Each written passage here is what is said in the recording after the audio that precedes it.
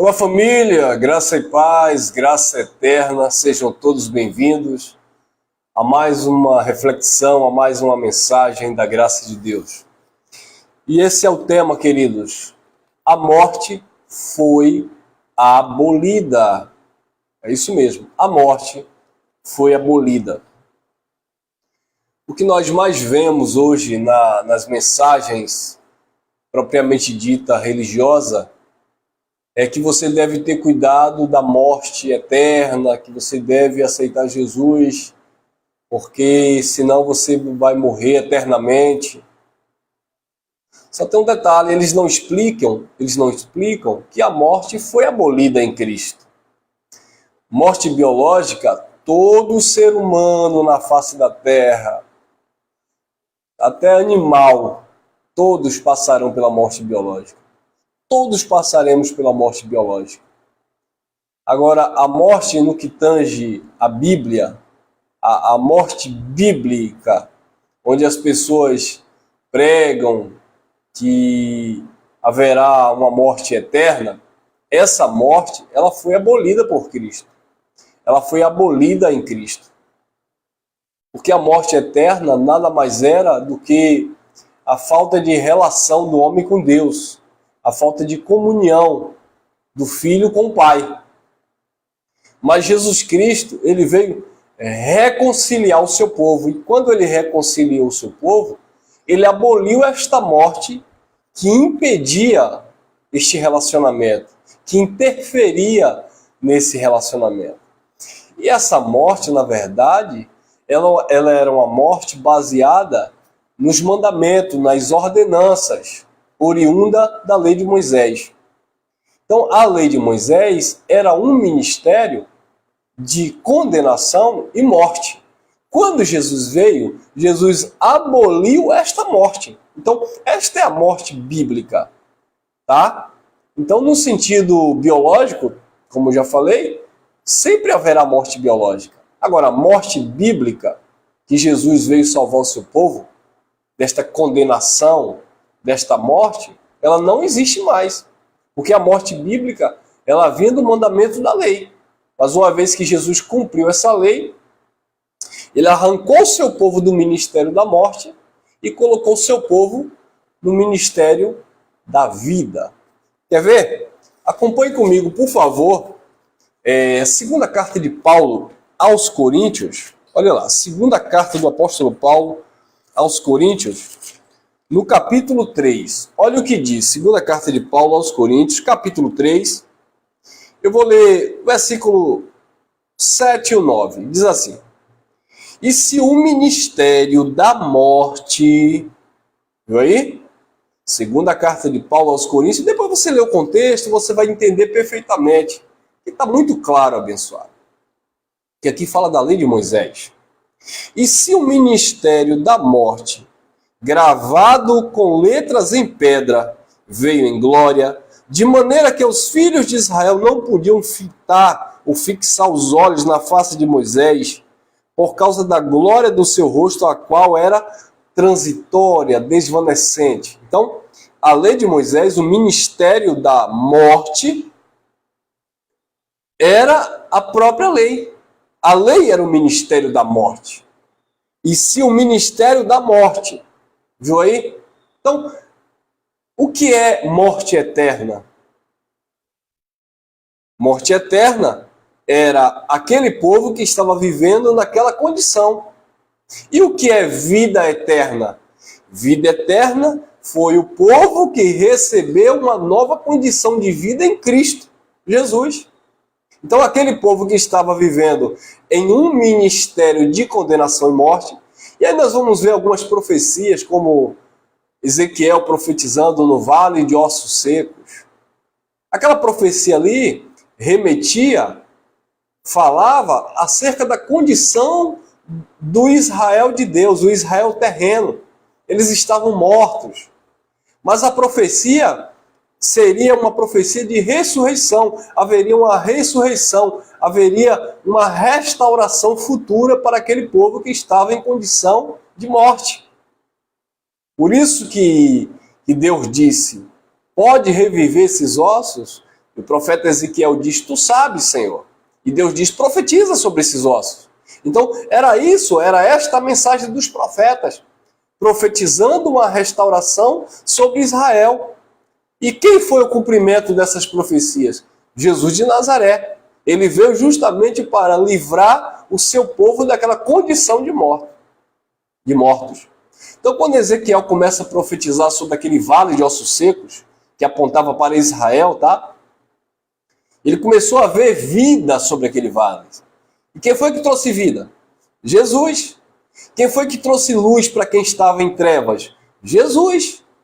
Que Colossenses capítulo 1, versículo 13, disse, ele nos transportou do império das trevas, do ministério de condenação e morte, para o reino do seu amor, o reino do seu Filho amado.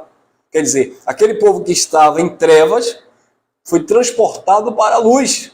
Aquele povo que estava em uma condição de morte foi transportado para uma condição de vida. Por isso que João falou, nós passamos da morte para a vida. Porque eles saíram de uma condição de mortos na lei para viverem reinando em vida por meio de Cristo Jesus. Você está entendendo? Então, olha lá, 3:7. E se o ministério da morte, gravado com letras em pedras, veio em glória, de maneira que os filhos de Israel não podiam fintar os olhos na face de Moisés, por causa da glória do seu rosto, a qual era transitória, como não será de maior glória o ministério do Espírito? Agora olha o 9. Porque se o ministério da condenação foi glorioso, muito mais excederá em glória o ministério da justiça. Então a lei era um ministério de condenação e morte. Então eles estavam mortos. Olha o que diz Efésios capítulo 2. Olha lá. Carta de Paulo aos Efésios, no capítulo 2. Diz assim. Carta aos Efésios, capítulo 2. E vós, versículo 1. E vos vivificou, estando vós mortos em ofensas e pecados. Viu aí? Efésios capítulo 2, versículo 1. E vos vivificou, e vos deu vida, vós que estáveis mortos em ofensa e pecado. Quem foi que estava morto? Ou para que povo Deus estava falando? Para que povo Paulo estava se referindo aqui? E vos vivificou, estando vós mortos em ofensa e pecado. O judeu. Eles estavam mortos em ofensas e em pecado. Por quê? Porque eles estavam vivendo debaixo de um ministério de condenação e morte. E pelas obras da lei, ninguém era justificado. Disse Paulo aos Romanos que a lei ela dava força ao pecado. Então eles estavam vivendo debaixo de um mandamento de morte. Por isso que Paulo também fala aos Romanos, no capítulo 5, versículo 12 em diante, Paulo diz que o pecado entrou no mundo por um homem. E através do pecado entrou a morte, e a morte passou a todos os homens. Então, o pecado adâmico, ele contaminou o povo de Deus. E aí veio a lei para exigir, para cobrar o pecador. Visto que eles não podiam se justificar pelas obras da lei, Jesus Cristo se fez maldição no lugar do seu povo, cumprindo a exigência da lei, estabelecendo o pacto da vida, o pacto da graça de Deus. Então, eles estavam mortos e foram vivificados. Você acha que isso é coincidência? Esse versículo 2, esse versículo 1 do capítulo 2 de Efésios, com o vale de ossos secos? Não. Assim como aquele vale de ossos secos estavam lá todos mortos, Paulo diz, vos vivificou, estando vós mortos em pecados e ofensas. Então, queridos, a morte ela foi abolida por Cristo. Não existe mais morte espiritual. Que existe a morte física, morte biológica. Tá, abençoado? Mas morte espiritual não existe. Por quê? Porque esta era uma condição e Cristo livrou seu povo desta condição. Eu estou falando livrou seu povo, falando do judeu, porque era aquele povo que estava vivendo em um ministério de condenação e morte. Agora, quanto mais nós, que nascemos no tempo da graça, na plenitude da graça, onde, até mesmo porque a lei não era para os gentios, a lei era para os judeus. Malaquias 4:4 diz, mandamento, a lei que Deus deu a Moisés no Monte Horebe, a saber, estatutos e ordenanças para o seu povo Israel, para Israel. Então a lei era para Israel. A lei de Moisés, a lei por meio de Moisés foi dada para Israel. Nós estamos debaixo da graça. João capítulo 1, versículo 17, diz, Moisés trouxe a lei, Jesus trouxe graça e verdade. Você está na lei de Moisés ou na graça de Cristo? E não pode misturar os pactos. Então, abençoados, a morte ela foi abolida, não existe mais morte espiritual. Se a gente for aqui parafrasear, existe uma morte que é a morte na alma, no entendimento. As pessoas estão mortas nesse sentido de não compreenderem essas verdades de Deus. Essas pessoas que estão, sabe, cegas no entendimento, elas estão, entre aspas, mortas, porque não conseguem discernir o pacto da vida. Mas não existe morte espiritual. Porque houve uma reconciliação. Aqui mesmo em 2 Coríntios, no capítulo 5, olha lá. Olha o que diz a carta aos Coríntios, capítulo 5. Diz assim, ó. Eu vou ler alguns versículos aqui, no versículo 17 em diante. Assim que se alguém está em Cristo, nova criação é, nova criatura é. As coisas velhas se passaram, eis que tudo se fez novo. Versículo 18. E tudo isto provém de Deus que nos reconciliou consigo mesmo por Jesus Cristo e nos deu o ministério da reconciliação. Então aquele povo que estava morto é porque estava separado de Deus. Mas Cristo veio para reconciliar o seu povo. 19.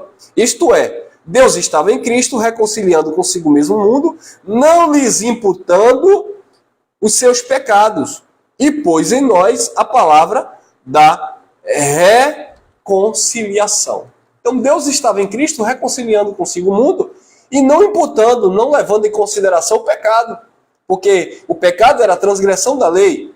E quando eles transgrediam, naturalmente, eles estavam vivendo um ministério de condenação e morte, porque eles viviam debaixo de transgressão. Aí Jesus veio, reconciliou o seu povo e colocou, disse Paulo, em nós a palavra da reconciliação. Então eles foram reconciliados. Nós nem fomos reconciliados porque nós nunca estivemos em um estado de separação de Deus, a não ser pelo entendimento, pela ignorância. Então nós já nascemos totalmente ligados ao Pai. Nós já nascemos totalmente aperfeiçoados, porque nascemos dentro de um pacto de perfeição. Por isso que Paulo diz, Colossenses 2,10, e estáis perfeitos nele, que é o cabeça de todo principado e potestade. Então nós estamos perfeitos no Senhor. Eles precisaram de reconciliação. Eles precisaram da ressurreição de um estado de morte. Nós já nascemos totalmente vivos, ressuscitados em Cristo. Não ressuscitado, porque ressuscitar é de quem estava morto. Nós nunca estivemos mortos. Nós já nascemos, biologicamente falando, nós já nascemos perfeitos no Senhor. Tá, abençoado? E quando eu falo biologicamente, eu não estou falando que a tua carne é perfeita. Eu estou falando que quando você nasceu, no plano biológico, o pacto da graça já tinha sido estabelecido. Então você não precisou de uma ressurreição, de um ministério de condenação e morte, porque você nunca viveu o pacto de condenação e morte. Você não precisou de uma reconciliação, porque você nunca precisou ser reconciliado, visto que já nasceu de um pacto já estabelecido.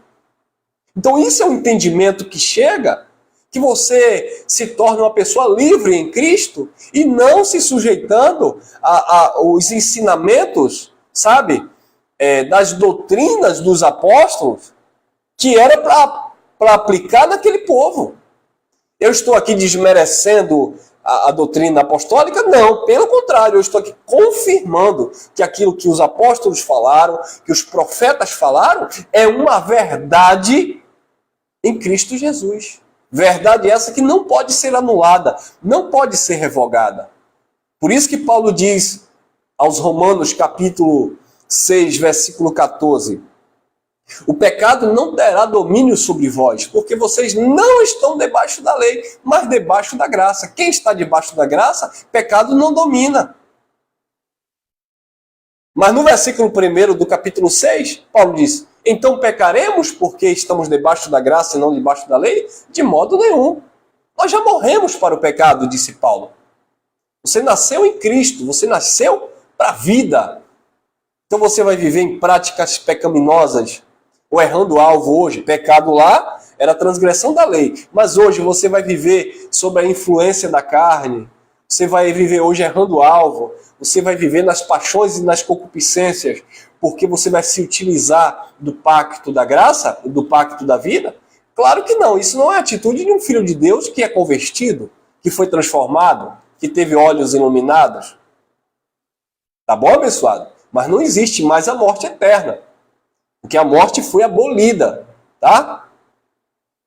Então o apóstolo Paulo disse que aquele povo foi restaurado, reconciliado.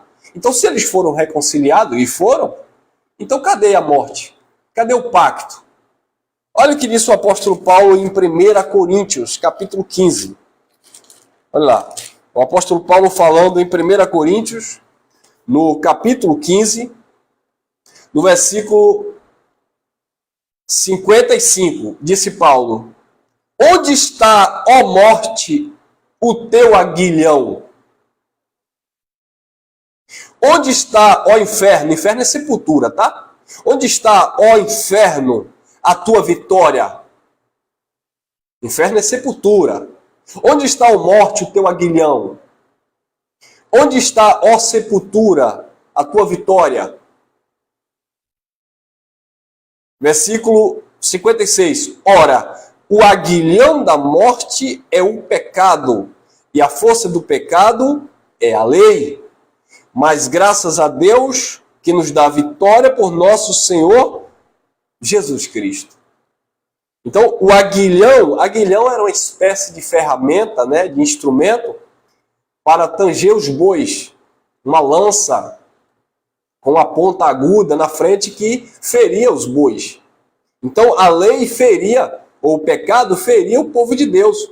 Onde está, ó morte, o teu aguilhão? Então a morte, que era consequentemente a transgressão da lei, feriu o povo de Deus. Onde está o inferno, a tua vitória? Ora, o aguilhão da morte é o pecado, e a força do pecado é a lei. Então, o aguilhão da morte era o pecado, que feriu o povo de Deus. Por isso que aquele povo estava ferido, doente. Já havia uma profecia em Isaías que dizia que ele levou sobre si as nossas dores e as nossas enfermidades. O castigo que nos traz a paz estava sobre ele, pelas suas pisaduras fomos sarados. Nós quem? Eles, aquele povo, os judeus, que era ferido, que estava doentes, enfermos, por causa do aguilhão da morte, que era o pecado. E a força do pecado era o quê? A lei, porque a lei dava força ao pecado. A lei mostrava o estado do pecador, a condição do pecador. Por isso eles viviam no ministério de condenação e morte. Mas o que foi que Cristo fez? Segunda epístola a Timóteo, capítulo 1, versículo 9 e 10. Olha o que aconteceu quando Jesus se manifestou. Que nos salvou e nos chamou com a santa vocação, não segundo as nossas obras, mas segundo o seu próprio propósito e graça, que nos foi concedido em Cristo Jesus antes dos tempos eternos. Ou seja, era algo concreto, concretizado, garantido. Uma promessa que seria cumprida na manifestação de Cristo. Aí Cristo veio, o que aconteceu? Era um direito daquele povo constituído por Deus. Aí Cristo veio, 10, 2 Timóteo 1,10. E que é manifesta agora pela aparição de nosso Senhor e Salvador Jesus Cristo, o qual aboliu a morte e trouxe a luz, a vida e a imortalidade pelo Evangelho. Então, quando Jesus veio, ele aboliu a morte, tá bom, abençoado? Porque ele cumpriu a lei, que era um ministério de condenação e morte. Ele aboliu a morte e trouxe a luz, a vida e a incorrupção ou a imortalidade pelo Evangelho. Então a morte foi abolida. Quer ver outro texto que confirma isso? Hebreus, capítulo 9, versículo 15 e 26. Olha o que diz o 15. E por isso é mediador de um novo testamento para que, intervindo a morte para a remissão das transgressões que havia debaixo do primeiro testamento, os chamados recebam a promessa da herança eterna. 26. De outra maneira, necessário lhe fora padecer muitas vezes desde a fundação do mundo. Mas agora, na consumação dos séculos, uma vez se manifestou para aniquilar, abolir o pecado pelo sacrifício de si mesmo. Então Jesus veio, aboliu, aniquilou o pecado. Aniquilou o pecado, aniquilou naturalmente a morte. Viu, abençoados? Então não existe morte eterna. A morte eterna foi abolida por Cristo. A morte eterna era uma condição que aquele povo estava vivendo.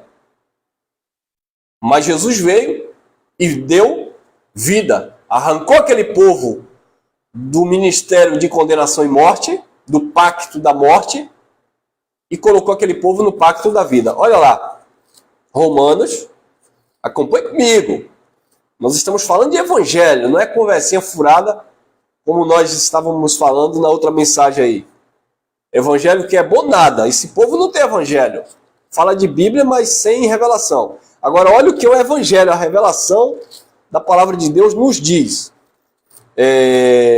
Romanos, capítulo 8, diz assim: portanto, agora nenhuma condenação há para os que estão em Cristo Jesus. Porque condenação havia na lei. Condenação havia em Moisés. Porque era um ministério de condenação, 2 Coríntios 3, 7 e 9, e morte. Então, lá era um ministério de condenação e morte. Então, Paulo diz aos Romanos 8, portanto, agora nenhuma condenação há para os que estão em Cristo Jesus. Versículo 2, porque a lei do Espírito de vida em Cristo Jesus me livrou da lei do pecado e da morte. Viu aí? Então, cadê a lei do pecado e da morte? Não tem mais, não vigora mais. Agora, a igreja sabe disso? O povo de Deus sabe disso? Não sabe. Por quê? Porque não tem ensinamento. Porque não tem doutrina de Cristo. Porque não tem revelação da graça. O que tem é oba-oba. O que tem é condenação na mente do povo.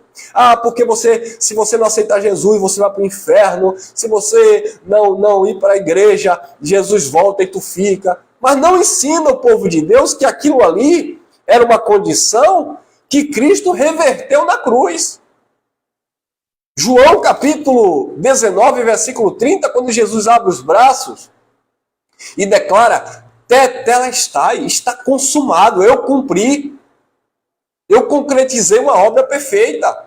Olha o que diz Hebreus também, pelo sacrifício de si mesmo, olha lá, Hebreus capítulo 10, por favor, Hebreus capítulo 10, no versículo 10, olha o que diz Hebreus, capítulo 10, no versículo 10, diz assim, na qual vontade temos sido santificados pela oblação do corpo de Jesus Cristo, feita uma vez. Versículo 14, porque com uma só oferta aperfeiçoou para sempre os que são santificados. Olha que interessante, versículo 16, este é o concerto, o pacto que eu farei. Depois daqueles dias, diz o Senhor, porei as minhas leis, o meu entendimento em seus corações, em suas mentes, as escrevereis. Em seu entendimento, acrescenta, e jamais me lembrarei de seus pecados e das suas iniquidades. 18. Ora, onde há remissão destes pecados e iniquidades, não há mais oferta pelo pecado. Não existe mais oferta pelo pecado, porque a oferta já foi feita no corpo de Cristo, pelo corpo de Cristo. Então agora é como você se vê. Como você se vê no Senhor? Em pecado? E se você se vê em pecado, não é porque você está vivendo debaixo de um ministério de condenação e morte. É porque você não conhece ainda o Evangelho. Boas novas, boas notícias, que te mostra perfeito no Senhor. Paulo disse aos Efésios 5, 26 e 27, que a igreja está lavada com água limpa pela palavra, santificada, purificada, sem ruga, sem mancha e nem coisa semelhante. Então a igreja de Cristo está perfeita, a igreja dos homens está em defeito. Porque a igreja dos homens, as instituições religiosas, não estão fundadas em Cristo, não estão fundamentadas em Cristo, não estão fundamentadas na graça. Estão fundamentadas nos seus achismos, sabe? Nas suas doutrinas internas. As igrejas, usando a Bíblia, usando o nome de Deus, usando o nome de Jesus, não estão fundamentadas no Evangelho. Estão fundamentadas nas suas filosofias, nos sofismas. É por isso que eles se veem em pecado. Mas graças a Deus, que o Evangelho traz luz, luz é entendimento. Abriu os teus olhos e mostrou o teu posicionamento no Senhor. Perfeitos, abençoados com todas as sortes de bênçãos, sem pecado de condição de condenação eterna, sem pecado de condição espiritual. Existem as nossas falhas, nossos erros que devemos rever, sabe?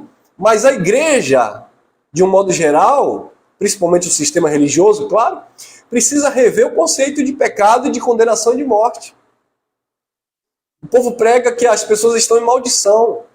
Não maldição da parte de Deus, estão vivendo suas próprias maldições. Aquela pessoa está vivendo na maldição da cachaça, na maldição da droga, na maldição da prostituição. Isso é maldição? É. Não é bênção. É bênção viver na cachaçada, nas drogas, na prostituição, na mentira, no engano. Isso não é bênção, isso é maldição. Então as pessoas estão vivendo nas suas próprias maldições, que eles escolheram viver nas suas próprias vidas. Mas não tem nada a ver com maldição de Deus, não tem nada a ver com maldição eterna. Por quê? Porque senão eu vou invalidar o Evangelho.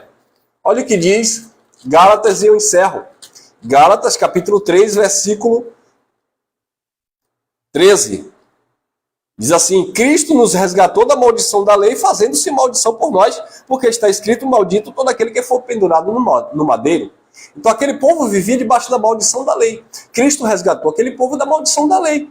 Então não existe maldição espiritual, até porque Romanos 8:1 já diz que não há condenação. Não há condenação, não há maldição. Não há maldição porque não há pecado sobre a vida do povo de Deus, porque o povo de Deus está limpo, lavado pelo sacrifício do Eterno, na pessoa de Cristo Jesus. Quem entendeu, abençoado? Mas é difícil a religião entender esse conceito, né? É difícil a religião entender, ter essa compreensão. Então a religião precisa ser revestida de Cristo, ser batizada, baptizar, mergulhar no Senhor. Estão mergulhados em Moisés, estão mergulhados nas doutrinas dos homens, mas não mergulharam em Cristo. Precisam dessa renovação da mente, dessa restauração, dessa salvação da mente. Quando Paulo fala aos Romanos capítulo 10, ele dava testemunho que os judeus tinham zelo de Deus, mas sem entendimento, porque eles queriam estabelecer a sua própria justiça, não entendendo, versículo 4, que o fim da lei era Cristo para a justiça de todo aquele que nele crê. Então é lamentável. E aí Paulo continua falando naquele contexto, que se eles confessassem com a boca e crescem no coração, eles seriam salvos. Salvos de quê? Daquela condenação na mente que eles estavam vivendo. Embora eles dessem bom exemplo no sentido de estarem servindo a Deus, mas eles não tinham entendimento, precisavam de uma salvação. Uma vez que eles conhecessem a Cristo, naturalmente, eles seriam salvos daquela situação, daquele ministério de condenação e morte. Quem está entendendo? Agora isso é a graça de Deus, mediante a fé. Efésios 2, 8 diz: pela graça sois salvos por meio da fé. Isto não vem de vós, é um dom de Deus. Não vem das obras para que ninguém se glorie, porque nós somos feituras de Deus, criadas em Deus, criaturas de Deus, para andar nas boas obras no qual o Pai já preparou de antemão. Então as boas obras são essas, as boas notícias do Evangelho, que a igreja de Cristo está perfeita, mas precisa receber essa revelação, esse entendimento.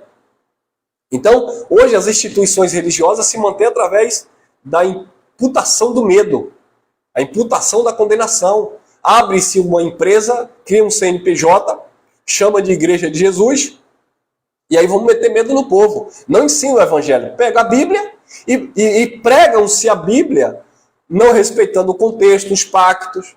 Olha, se você não se arrepender dos seus pecados, você vai para o inferno. Olha, você está morto, mas em Cristo você vai ter vida. Mas não ensina como que isso é feito, como que é este processo.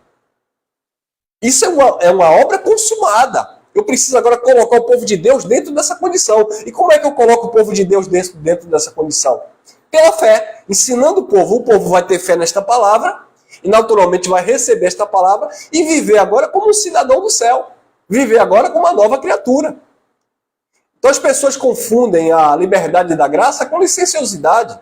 Eu vejo até alguns engraçadinhos aqui dizendo que a gente prega a graça, essa graça barata, essa graça sem compromisso. Quem te falou isso? Quem não tem compromisso com o evangelho é você. Quem tem compromisso com o monte, tem compromisso com o jejum, tem compromisso com a campanha, tem compromisso com o desafio do pastor, tem compromisso com o projeto da igreja, da instituição, tem compromisso com as regras, sabe, da convenção religiosa, mas não tem compromisso com o evangelho. Nós que ministramos a graça e levamos a graça de Deus a sério, eu não estou falando aí dos charlatões, eu não estou falando dos gracistas, que aproveita da liberdade para dar ocasião à carne. Estou falando daqueles que receberam a graça de Deus em amor. Nós temos compromisso com o reino de Deus, com o evangelho. Nos posicionamos dentro da palavra. Aquilo que a palavra diz a respeito da igreja. E não aquilo que as pessoas dizem em nome de Deus. Tá bom? Então ficamos por aqui com mais esta luz para o teu entendimento, com mais esse esclarecimento. E que você esteja crescendo no entendimento do Pai. Amém? Graça e paz, graça eterna. Viva o evangelho do Cristo ressuscitado. A morte foi abolida. Não existe mais morte, a não ser uma morte no entendimento dos filhos de Deus. Mas, diante de Deus, espiritualmente falando, não existe mais morte, não existe separação. Porque disse Paulo, na primeira carta a Timóteo 5:2, Jesus Cristo, homem, o único mediador entre Deus e os homens. Ele mediou ou não mediou? Ele mediou, porque sua obra foi perfeita. Não, irmão, ele está ainda mediando. Não está. Agora quem está mediando é o seu evangelho, que está ensinando o povo a ver o seu posicionamento. Mas Jesus Cristo de Nazaré, quando ele se manifestou, ele mediou, melhor dizendo, o seu povo. Eu tenho uma mensagem aqui no canal que fala: Cristo não é mais o nosso mediador. Cristo não está mediando. E as pessoas olham, assistem, mas muitos não entendem. Porque se eu digo que Cristo está ainda mediando os pactos, então a lei ainda vigorava, ou ainda estaria em vigor. Se eu digo que Cristo está ainda mediando, eu teria que dizer que Cristo está vivo lá em Nazaré, mediando. Mas ele já morreu, já ressuscitou, já mediou o seu povo e estabeleceu um pacto perfeito. O pacto da graça eterna. Fui. Graça e paz. Graça eterna.